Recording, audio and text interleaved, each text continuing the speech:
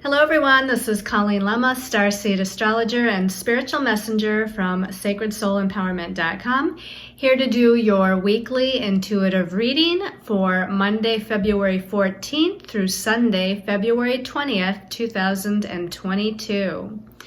For this week's weekly reading, we will be using the Tarot of Dreams deck by Ciro Marchetti for the main message for everyone. And your special message card this week, depending on your stone of choice, you actually are going to get 2 bonus cards this week because February 14th here in the United States is Valentine's Day. And I know other countries around the world do celebrate some sort of love day or Valentine's Day. So we're going to have a special message card this week, depending on your stone of choice. One from the Star Temple Oracle card by Susie Cherub, and the other one is going to be from the Romance Angels deck. So just a reminder that we are now over that midway point for the month of February. If you haven't already watched the monthly intuitive reading for February, be sure to go onto my YouTube channel to watch the energies of the month and the astrological transits of significance. You'll get a special message depending on your stone of choice, along with that collective message for the month. So let's go ahead and look at what our stones of choice are for this week's weekly reading. And as you guessed it, these are all special intention pendants. And I picked all of my lovely romantic love-inspired pendants here to show you. So the first one here is rhodonite. And rhodonite is a pink stone, and usually the rhodonite has the inclusions of the dark black color in it.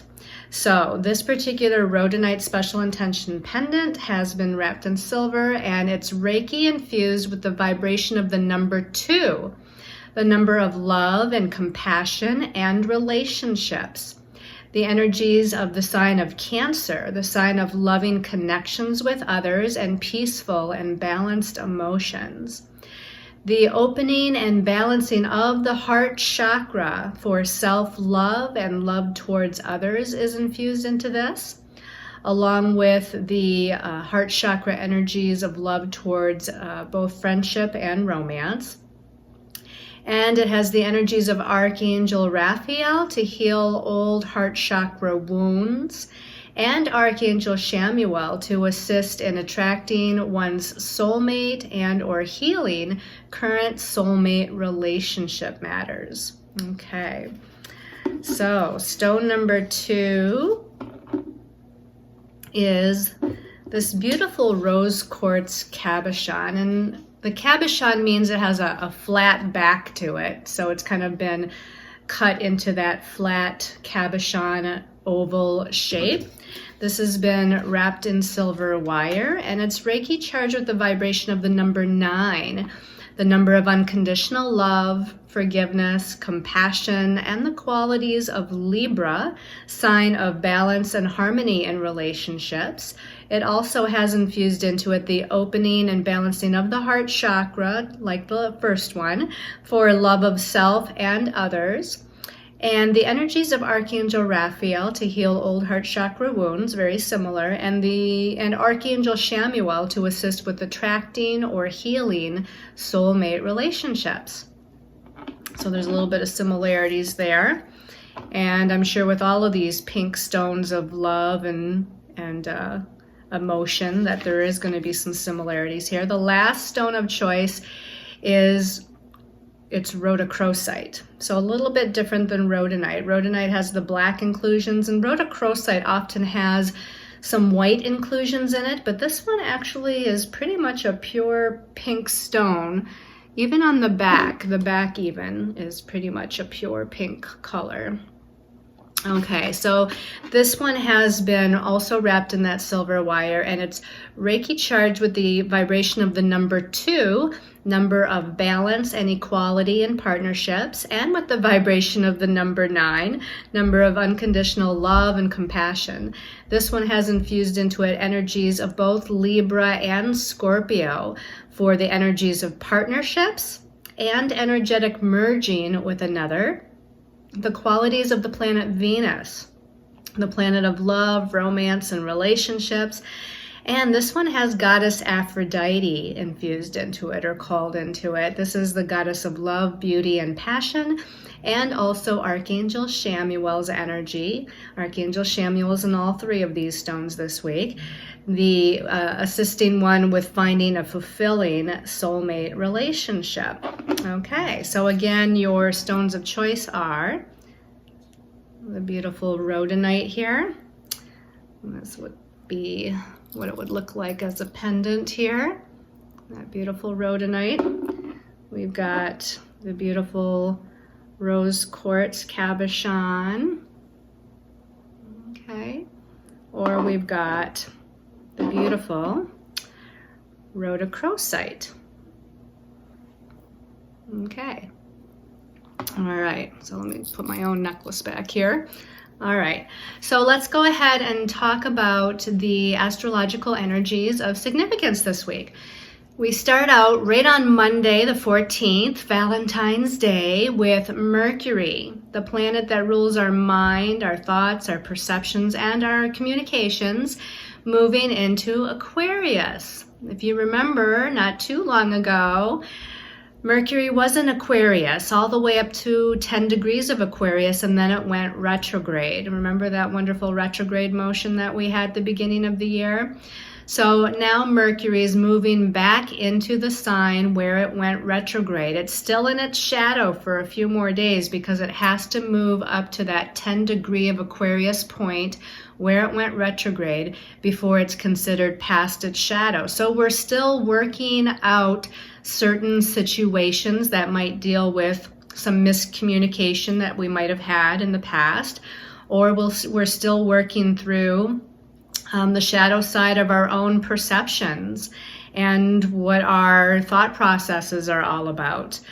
We're moving past some things that might have gone a little bit haywire with technology even.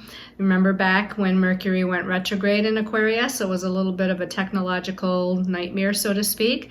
So we're still kind of resolving some of these, if you want to call it issues or circumstances. As Mercury moves back into Aquarius, it allows us to finish up whatever that resolution needs to be. And Mercury in Aquarius, I feel like it's a great place for it because Mercury is a planet that rules the mind, and so it's that kind of air element sort of placement of the mind. Well, Aquarius is an air sign too, and Aquarius does deal with higher knowledge, higher wisdom, new ideas, you know, kind of these aha moments, these epiphanies. It really kind of brings in that technology sort of aspect with Aquarius, scientific aspect, and future-oriented aspect. You know, Aquarius looks to the future. So Mercury, planet of the mind and our thoughts and our perceptions, can now start to move towards that future vision of where it wants to go and what it wants to do. On Wednesday the 16th, we have Venus and Mars coming together in Capricorn. So Venus is the divine feminine, Mars is the divine masculine. Venus rules relationships, Mars rules energy and action. Venus and Mars are known as the lovers, and as we went into Valentine's Day on the 14th, they were already starting to come together, but they weren't exact here until Wednesday the 16th. And Wednesday the 16th is also the day of our full moon. We have a full moon at 27 degrees of Leo. So that means that the moon is in Leo and the sun is in Aquarius, opposite of that. So we have this Aquarius, Leo sort of energy going on, but the moon always takes precedence, right? Because it's a full moon. So we're talking about creative self-expression. We're talking about shining our light. We're talking about the ego. So if there was any shadow side, and when we have a full moon always magnifies our emotions and our emotional body, right? So we have a magnification of our self-expression, our ego, our sense of needing recognition or appreciation for who we are, again, wanting to shine our light through creative activities. but we also want to be seen and appreciated for the shining of the light that we give, or the creative energies that we share. And this particular full moon at 27 degrees of Leo is in a connection to Pluto. It's called an inconjunct or a quincunx to Pluto because Pluto's in Capricorn. And Leo, fire sign Leo, where the full moon is usually not so compatible with earth sign Capricorn. But there's still this opportunity, or a need even, to shift our sense of disempowerment into empowerment. Pluto, of course, is death and rebirth, transformation, regeneration, change. And it does rule power, power and control, empowerment, disempowerment. So I feel like this full moon is going to magnify those energies. Where are you giving your power away? Where might you need to take your power back? And maybe it's within your own subconscious and your own psyche. Pluto does like to delve beneath the surface and deal with what the undercurrents of what's going on within our psyche and our mind, psychologically speaking. So this could be taking back our power from some faulty perception or belief system that we're holding that is no longer accurate. But it could also be some power and control issues with other people, especially because our emotions are heightened during a full moon or magnified, and our emotional buttons are more easily pushed. So again, that full moon is happening as Venus and Mars are coming together. And so again, this highlights relationship matters with Venus and Mars. But because Venus and Mars is in Capricorn, the relationship matters are not just of a romantic nature. In fact, they quite possibly and probably are of more of a business or work-related nature, where we're working on projects with other people, or we're in business, in a business partnership. You know, Venus is that divine feminine of allowing and receptivity and love and nurturing, and Mars is that masculine energy of take action, be in charge, you know, put energy towards something. So they have to, Mars and Venus have to balance each other out here. There has to be nice give and take and nice ebb and flow, and the balance within ourselves of our own masculine and feminine energies. And again, that might be part of that full moon in Leo, where we're needing to take our power back as well. Then on Thursday, the 17th, we have a nice little aspect between Jupiter in Pisces and Uranus in Taurus. Jupiter rules blessings and prosperity and abundance. It's the planet of expansion, but Jupiter can also be about exaggeration and judgment. But I feel like this particular aspect with Jupiter in loving, compassionate, forgiving Pisces, and it's in a sextile with Uranus. And the sextile is an aspect of opportunity. It's a positive connection. So Uranus is the great awakener and full of innovation and inspiration and kind of creative imagination and even claircognizance, ability to kind of pull down, channel, download higher information, wisdom, and knowledge. So I feel like Jupiter has the potential of expanding those energies. Jupiter's already expanding Pisces energies of unconditional love, compassion, forgiveness, creativity, being artistic, kind of merging with the divine, the cosmos, the all that is, expanding our psychic and healing abilities. That's already happening with Jupiter traveling through Pisces this year. But this positive connection to Uranus can bring again some opportunity for some new and innovative idea or epiphany or aha moment or a change or redirection that maybe we weren't expecting, but that turns out to be very positive.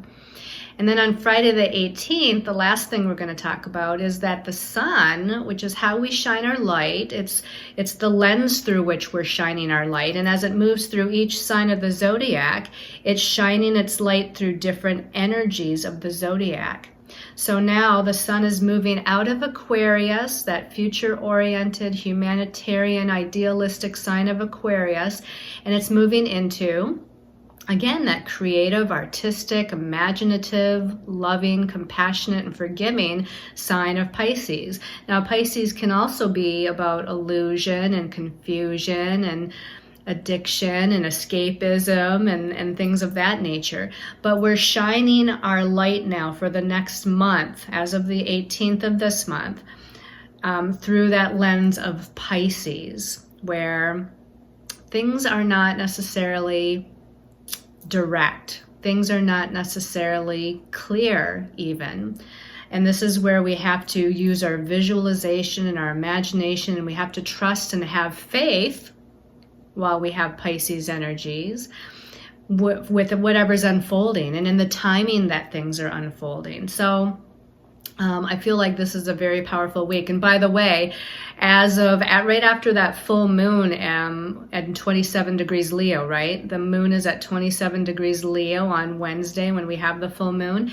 And then shortly thereafter, 3 degrees later, it's going into Virgo. So later Wednesday, and then all of Thursday, Friday, the moon is in Virgo, which is opposite of Pisces. And that brings in an interesting sort of energy too, because Virgo is it's an earth sign, so it's very practical, earthy, logical, deals with facts, it wants proof of things. And here's Pisces, the opposite, where the sun is moving into and where Jupiter is already in Pisces. And this is like trust and faith and just go with the flow. So it's that interesting energy as we enter the weekend. Okay, so that's a little bit about what's going on astrologically. Let's shift our perspective and let's see what our angels and guides have to tell us for the week. Okay, so let's go ahead and remind you what your stones of choice are for the week. Again, we have the rhodonite. We've got the rose quartz cabochon. And we've got the rhodochrosite. Isn't that funny? I just realized they all begin with an R. Rhodonite, rose quartz, and rhodochrosite. Okay.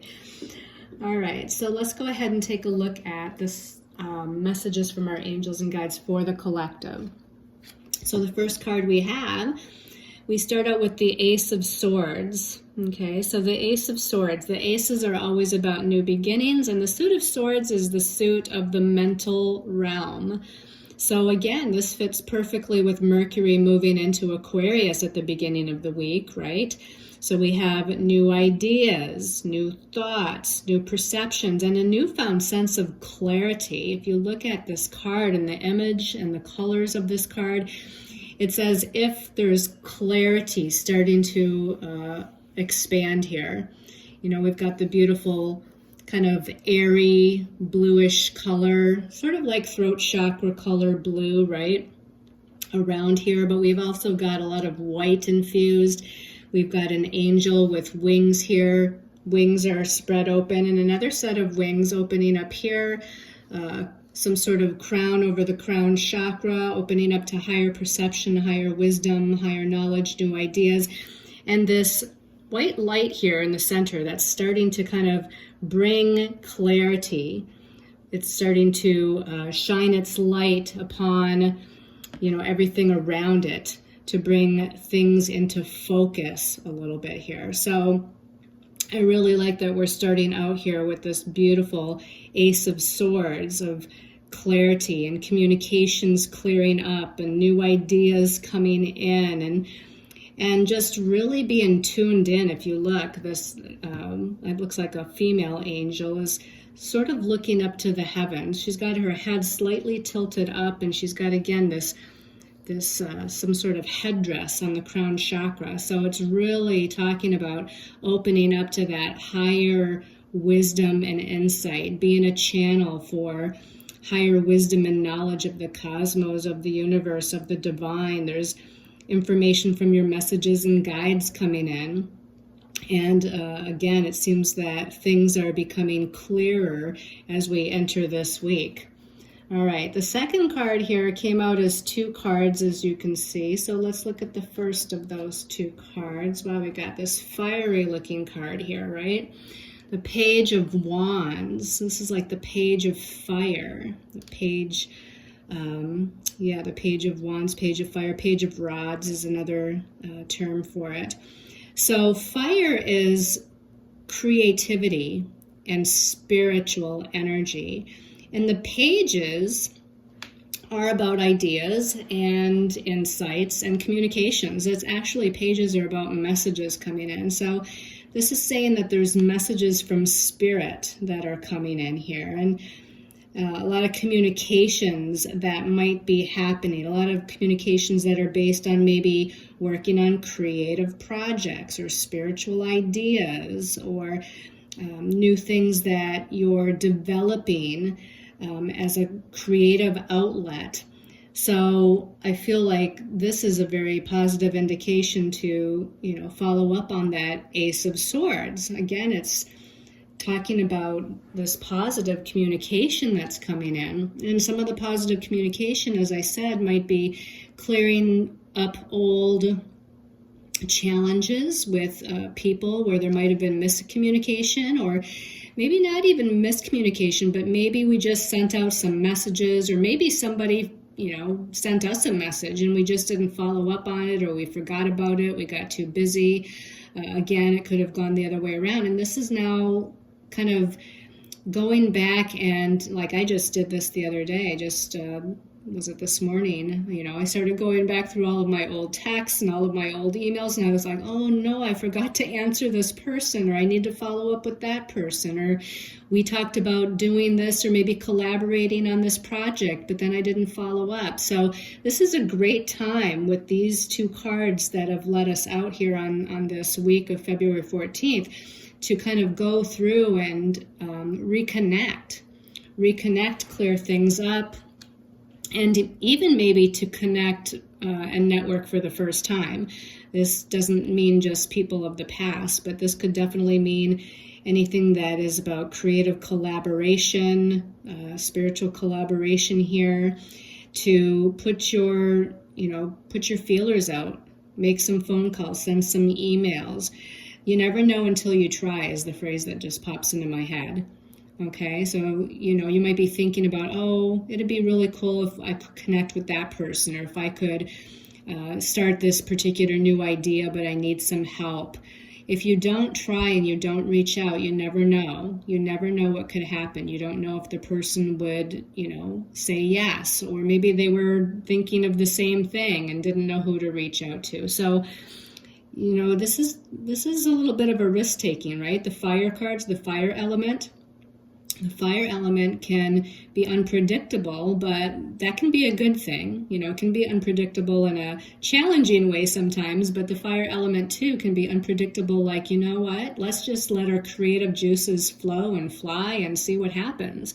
So I feel like you need to put that message, that communication out there. Let's see what came out with it.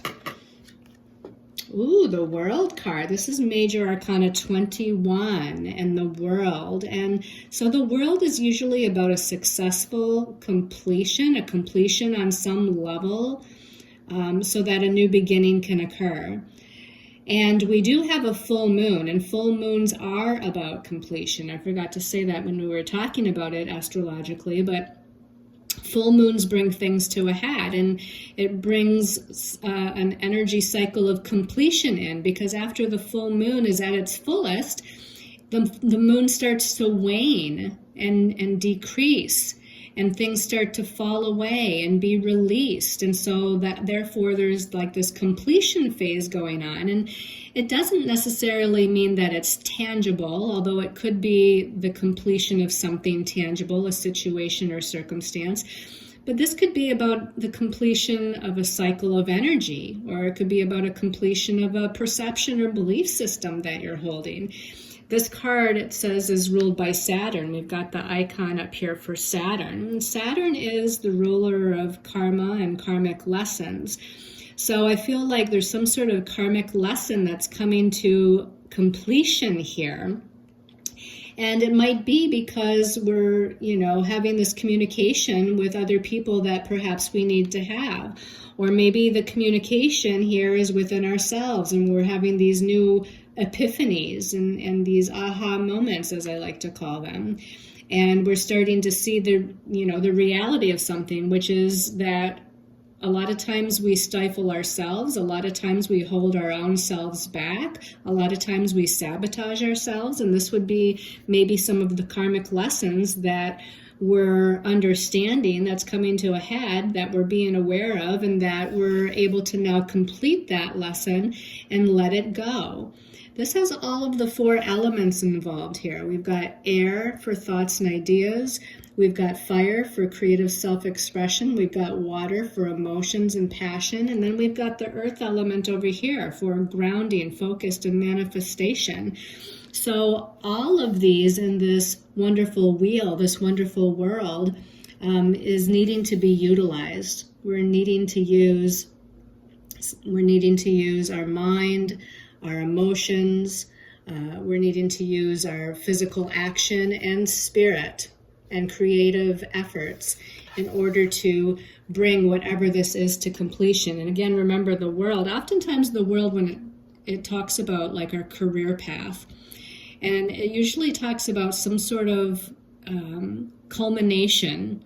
It's like the culmination of something that the soul needed to learn. You know, these major arcana cards are often about our soul journey, our evolution of our soul. So we're coming to some sort of culmination of a lesson, a situation, a path that we've been on, a belief system that we've held. And after the culmination, we can kind of say, okay, we're done with that now. You know, it doesn't mean that it goes away in an instant, but we're done now. We've completed that situation, that experience, that lesson. And now we're ready to successfully move on to something new. So this, to me, is quite a positive reading so far. Let's see what the last card is. Wow, isn't that interesting? We have another major arcana, and it's the Wheel of Fortune. And look at how similar these two look. We've got the World card with a wheel, and we've got the Wheel of Fortune, or the wheel as it's called in this deck, and another wheel. So isn't that interesting? You know, the circle is about the infinite, right? The alpha and the omega, it's never ending. It's always moving. We're always just kind of journeying from one thing to another, to another, to another. There's, you know, our souls never end. Our energy existence never ends. We just pass from one world into another. And the same can be said about situations and circumstances. It's just this never-ending journey that our soul is on. But the Wheel of Fortune usually talks about a positive shift in circumstances, and it's following the World card. So that to me sounds very, very good. We're completing something with the World card, and there's a big karmic shift here with the wheel, or the Wheel of Fortune, and there's a positive shift into something new. Both of these cards to me indicates a positive shift into something new. And the wheel card here, it almost looks like a compass of sorts. And we've got these different parts of the compass that are being shown almost as if there's like 3 different directions. You know, usually a compass, right, is only going to have one little like arrow, but this one seems to have 3. So I don't know if this is indicating 3 different areas of your life, or 3 different possible choices or directions that you can go in. This one's ruled by Jupiter. Remember when I talked about Jupiter in a positive sextile to Uranus this week, and how Jupiter was the planet of blessings? Well, that's why it rules the Wheel of Fortune, because the Wheel of Fortune often portends some sort of positive blessings that are coming in, positive blessings that we're expanding into, because Jupiter is the planet of expansion. It's got a lot going on in this card, doesn't it? It's got that sign Jupiter up there. It almost looks like this is Jupiter down here as well, the symbol for Jupiter. And this has like a little sun down here where Jupiter is in the sun. And the sun in astrology is our ego, our individuality, and how we shine our light. And Jupiter is expanding that. We're needing to expand our creative light, our creative self-expression. And look at here, it looks like little wings coming off the top of the sun. So we're needing to get ready to spread our wings, expand our wings, and move forward, or fly higher, go higher. Kind kind of reach for the stars, so to speak. And then we have this, again, this kind of mechanics of the compass here. And the mechanics could be the energy we need to put forth to make something happen, right? When we talk about a mechanism or mechanics, it's more of a logical kind of thing that we develop with our mind, when we create something mechanical.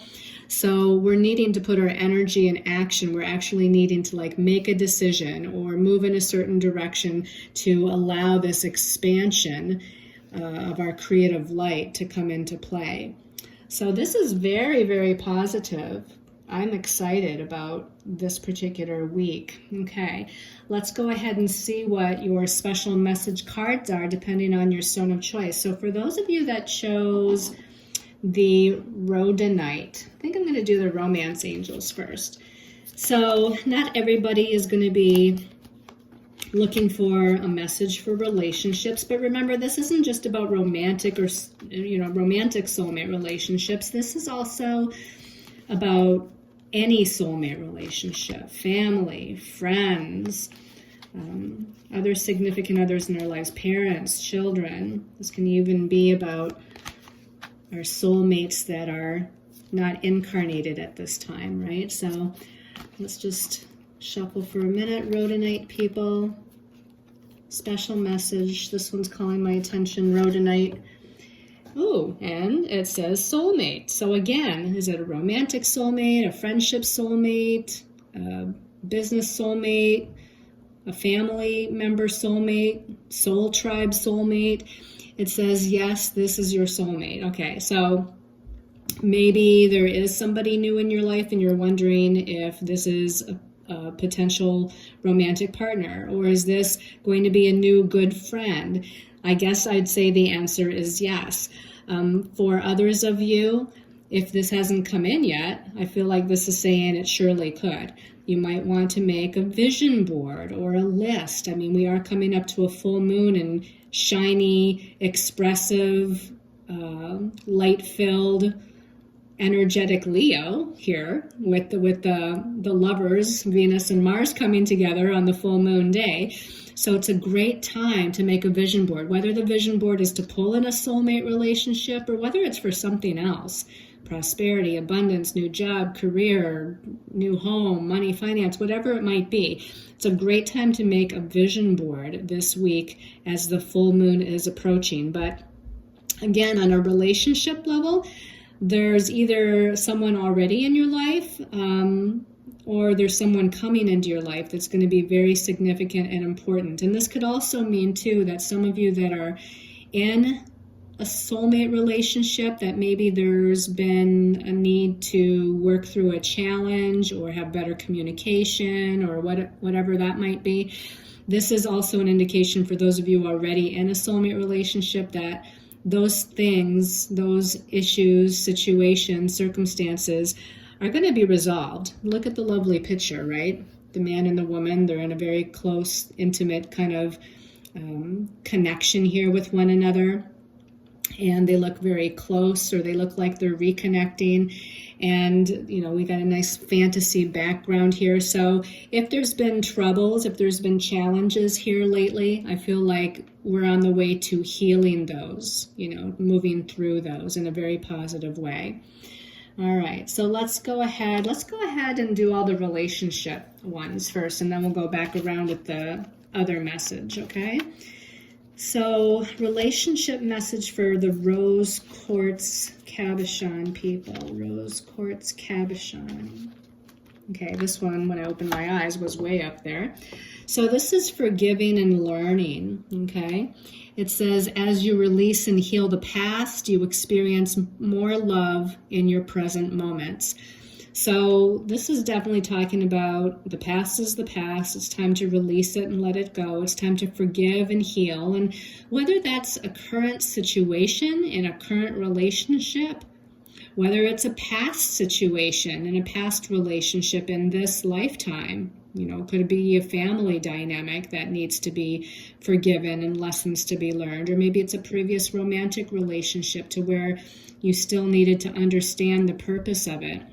And now you can, and then you can pull those cords and release and let it go and offer forgiveness to everyone involved, or whether this is past life related. This definitely could be about learning lessons from the past, karmic lessons we've come in with regarding relationship matters. And again, whether it's romantic, family, friendship, to me, there's a need for awareness and understanding what the lesson was, and what did you learn from it, what gifts did you gain from it, and then to offer forgiveness, both to yourself as well as the other people involved. It doesn't mean that you let down your guard or not have good boundaries if these people are still in your life, or even if it relates to a past karmic pattern where you're pulling in or attracting the same kind of people into your life. You still want to have good boundaries, right? But you can still offer that kind of forgiveness so that you can let them go, so that you can let the circumstance or situation go and you don't have to drag that energy with you. That's the whole purpose of forgiveness here. It doesn't mean that, again, like let's say you're dealing with a past abusive, whether it be family or a romantic relationship. You can forgive that person as you're letting them go, but if they try to reconnect with you or call or text or whatever, you still have good boundaries, and you can still say, to yourself, no, I choose not to reconnect with this person. So it doesn't mean that you're just forgetting everything that happened. You're just forgiving, letting go so that you can heal, so that you can release the sadness, the anger, the despair, the disempowerment energies that are associated with it. That's what the purpose of this forgiveness is. All right, let's go ahead and take a look at the relationship message for the Rhodochrosite people. Rhodochrosite. Okay. I've got two. No, I'm gonna keep shuffling because I just couldn't settle on one card there. I was like looking at two of them. So this one here, Rhodochrosite. Release your ex. Wow, okay. Full moons are about releasing and letting go. So there's still some healing that needs to be done. Energetic clearing, energetic healing that needs to be done with your ex. Now, again, the ex could be maybe an ex-family member, an ex-friendship, an ex from a previous lifetime, a situation that maybe you're consciously aware of that's from another lifetime situation, or releasing your ex from this life. It says the time has come to clear your energy. So it's definitely time to, maybe you can call in Archangel Michael if you like to work with Archangel Michael, to pull cords. Maybe you can call in Saint Germain to transmute all negative lower vibrational energies. Maybe you can call in your higher self, and have your higher self release and let go and purge and transmute any and all negative lower vibrational energies dealing with this situation, this person.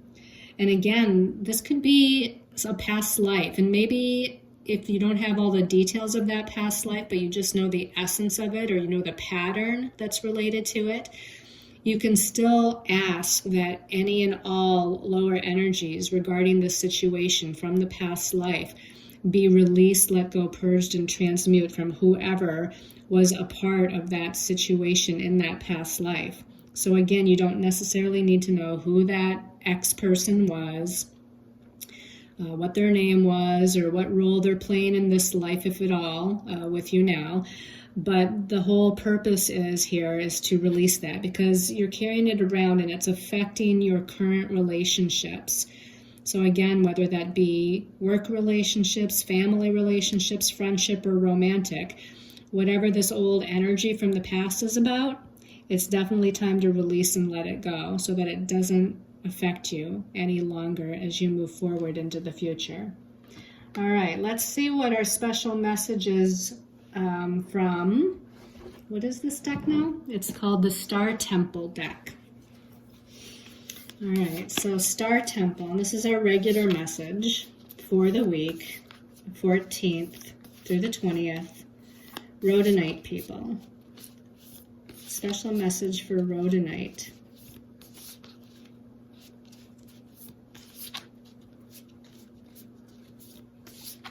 Okay, it's taken me a minute because I'm not seeing any. Oh, there we go.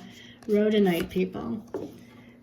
Okay, the lapis lazuli star. Oh, I love lapis lazuli. That's that dark blue stone that's very Egyptian in nature.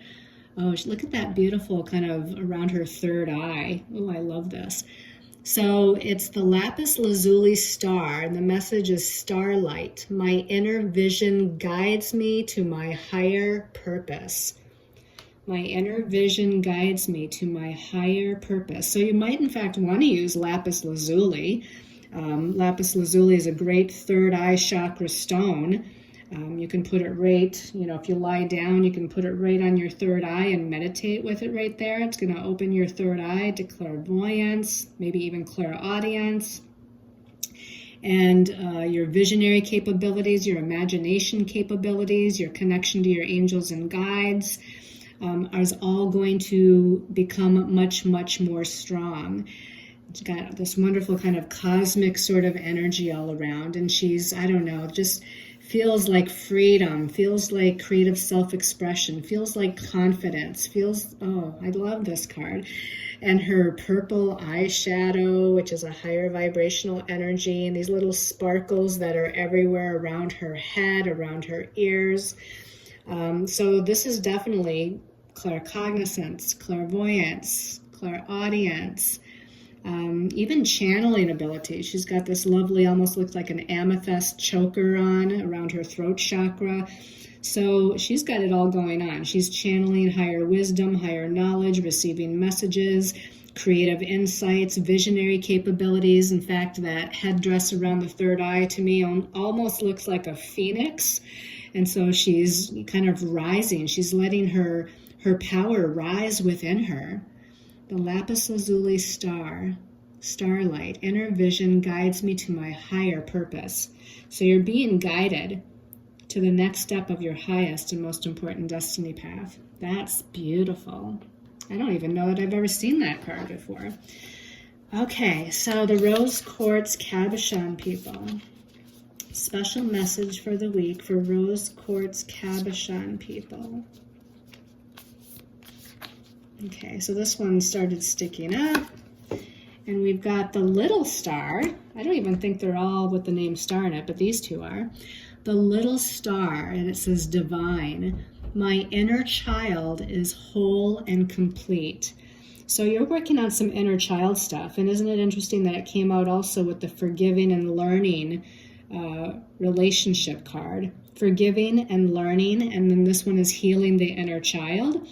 So we're definitely doing some inner work on forgiveness, some inner work on becoming more aware of what you need to be aware of. What is your inner child looking for? What does your inner child want? Where does your inner child need healing? Knowing that you're a divine and sacred gift of the universe. This is the little star, divine. My inner child is whole and complete. So we're bringing things back into alignment here. Your inner child is whole and complete. So it's suggesting that, as often is the case with all of us, that our inner child is a little bit fragmented or wounded, right?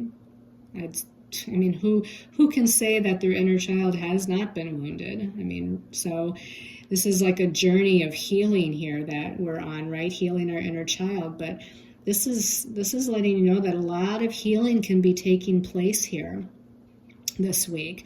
The Mars and the Venus coming together this week on the full moon can bring back into balance your divine feminine and your divine masculine, right? The inner child and our higher self, our soul, is made up of a balance of feminine and masculine energies that we align, that we balance, that we bring back into a state of peace. And we've got, again, nice little sparkles of energies around the little star. But we've got this great big green star here, right where her heart chakra is. She's got her hands in the prayer position. It reminds me of, when I teach Reiki to other people and when I do the Reiki attunements for people, part of the attunement in Reiki, or the different attunements in Reiki, part of that is the people holding their hands in a prayer position like this in front of their heart chakra with that, beautiful kind of green, emerald green heart chakra colored energy there at the heart chakra. So this is aligning you with the unconditional love, compassion, peace, and forgiveness of your soul. And again, the little star is realizing her divine nature here as she heals the inner child and comes into balance. That's beautiful. All right, so rhodochrosite people, special message for rhodochrosite. Okay, this one's calling my attention. And this one says, okay, the amber star. I just have to look now to see. Nope, they're not all something star. They're definitely not. I'm looking at a couple of the others. So we got 3 cards that had the word star in it. Very interesting. The amber star, it says, let go. I surrender and allow myself to grieve. Now, again, isn't it interesting that the relationship card was release your ex, or release old energies. And then we have let go, I surrender and allow myself to grieve.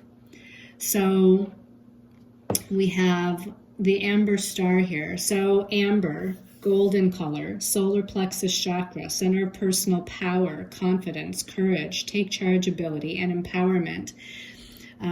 We've got this beautiful amber colored jewel at the back side of the amber star's solar plexus chakra, right? This would be the backside of the solar plexus chakra. So the backside of our chakras are about releasing and letting go of something. So she needs to release and let go of any disempowerment energies, release and let go of a lack of self-confidence, release and let go of a lack of courage, release and let go of any kind of lack of action or taking charge of her life, okay? And the symbology of looking at her back turned to us is, again, she's walking away from what she no longer needs to carry and hang on to. She's releasing and letting go and moving forward into something new, okay?